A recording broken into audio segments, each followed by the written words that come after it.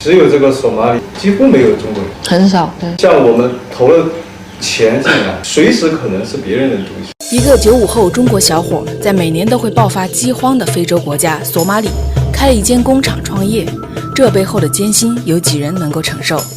这边条件确实过于艰苦，不是一点艰苦。吃的东西品种实在是太少了，非常少，没有基建，路也没有，电也没有，电也是自己搞，没有自来水。自来水一吨多少钱？1吨10美金。那跟国内比真的是贵多少倍啊！中国人的基因里刻着种菜的爱好，然而到了索马里，这个爱好也会水土不服。舒师傅除了负责厂里的设备，还有一项重要的工作——种菜。这边种菜，你觉得是主要是气候不太好吗？还是说它这个土壤不一样，不太好种？不下雨，不下雨，它老刮风。它那个土呢？土有没有什么问题？买过来的。这个土还是买的？对。哦，没有土。他们这个我看到外头那个地就是那种沙地是吧？都是石子沙地，不好种。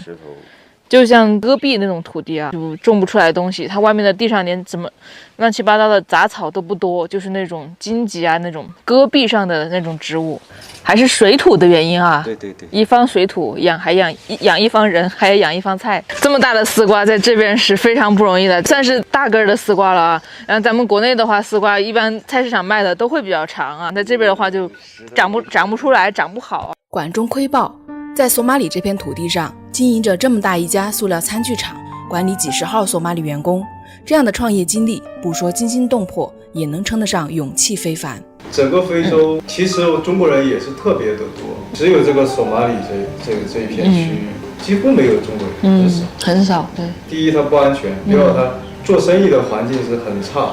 首先像我们投了钱进来，投了那么多钱，但是这好像就也并不是自己的东西，随时可能是别人的东西。我们也在赌，也时刻有种不安全感啊。对，每时每刻都有。应该说这边整体环境就不适合，不适合外国人来做生意。索马里保守的社会氛围以及以部族为单位的保护主义，使这个国家目前仍不能形成真正意义上的市场经济。在这里，生存哲学则是一个赌字，大过了诸多商业经验。那为何偏偏要在这地狱难度的环境中创业呢？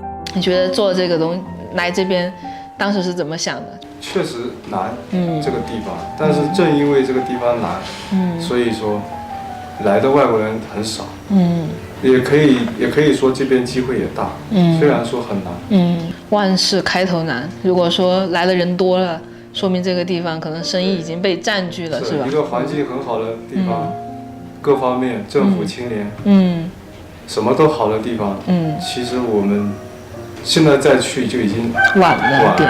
这也是一种挑战的冒险精神，难要坚持。其实好多像以前，比如说80、90年代啊，出国的中国人，很多都是在他们当地属于开拓的那种，都是很难。对，很难想象眼前这个年轻小伙子有着如此魄力与清醒认知，对于未来以及人生另一半，他也有着自己的看法。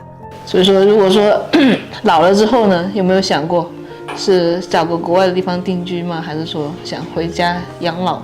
我个人肯定是回国，因为国外我们也去了很多国家，都没有中国好。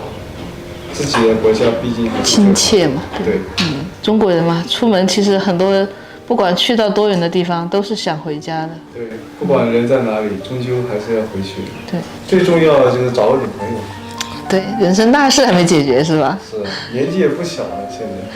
你来就非洲都7、8年了，陆陆续续，怎么没考虑在这边找个非洲女朋友？